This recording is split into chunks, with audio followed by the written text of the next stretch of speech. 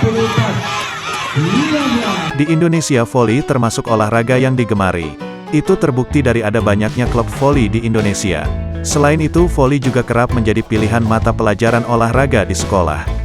Namun memang popularitasnya tidak semeriah sepak bola atau badminton.